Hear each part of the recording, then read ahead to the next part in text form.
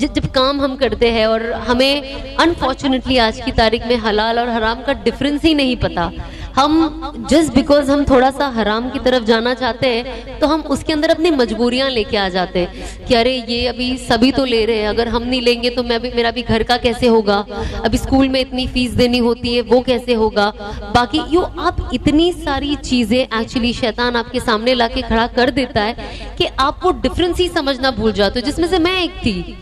मुझे हर वक्त अपने प्रॉब्लम्स लगते थे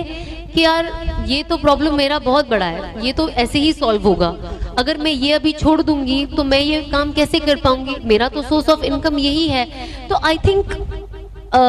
जैसे मैं हमेशा कहती हूँ कि हम सिर्फ एक जरिया है बात करने का, हिदायत अल्लाह के ही हाथ में है और जिनको मिलती है उनके अंदर चाहत होनी चाहिए। ऐसा नहीं है, लोग कहते हैं ना कि अल्लाह जिसे चाहे हिदायत दे, बेशक